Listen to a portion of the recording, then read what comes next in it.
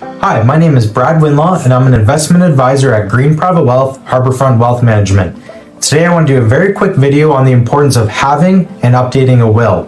So just please note that I'm not a lawyer, nor is anyone in our firm a lawyer. So please seek out independent legal advice if when you're creating your will, or if you have any more specific questions tailored to you. Okay, so what is a will? I'm sure most of you have heard of it as some complicated document that you have to dig out when someone you know has passed away. In basic terms, a will is a legal document that states the final wishes of your estate, meaning how will your assets be distributed and what will happen with the care of your dependents.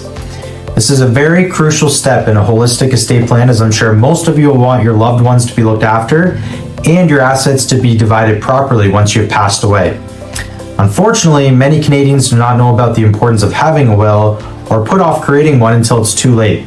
So a study in 2019 showed that nearly half of Canadians do not have a will. So now that we know what a will is, how do you create your own?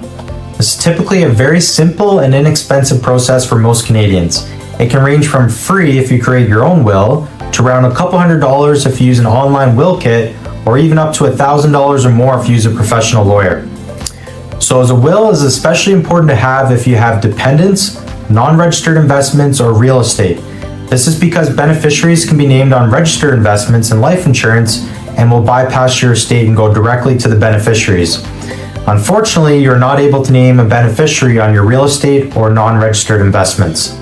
So to create a valid will in Ontario, it must be created by you, and you must be of sound mind. You have to be the age of majority, which is the age of 18.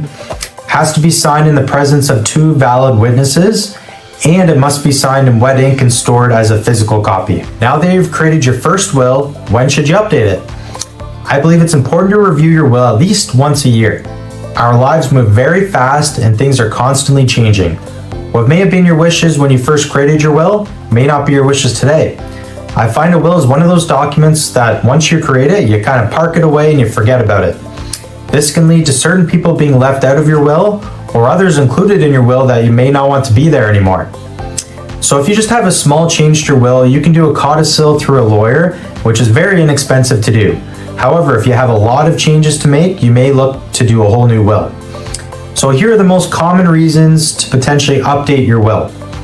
So if you get married for the first time, or if you do a remarriage, divorce, if you have children, if you need to make a change to your executor or your trustee, or if you start a business or incorporate, you may need a secondary will. So what happens if you or maybe a family member dies without a will?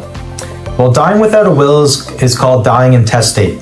When this happens, typically a close family member will apply to the courts to be the estate trustee, and the courts will oversee the distribution of the assets as per the intestate rules. So if you die without a will, there's a much higher chance your assets will not be distributed the way you wanted them to be.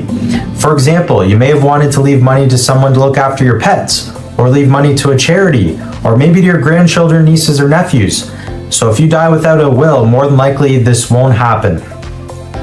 So if you die and are married with children in Ontario without a will, your spouse will get the first $350,000, which has recently been increased from $200,000, and the remaining amount will be divided between your spouse and children.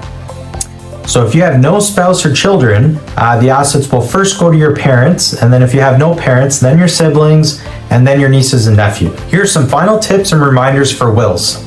I strongly recommend you use a lawyer. At the bare minimum, use an online tool or will kit.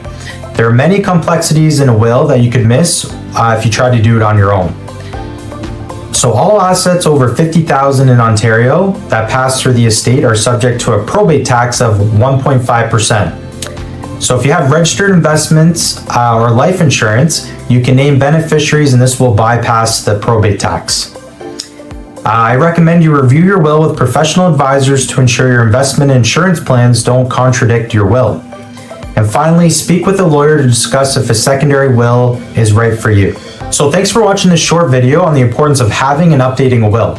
So just a reminder that I'm not a lawyer, nor is anyone in our firm, so make sure you seek out independent legal advice when you create your will. So thanks for watching, and make sure to follow Green Private Wealth on all of our social media, LinkedIn, Facebook, and Instagram, and hope you have a wonderful rest of your summer.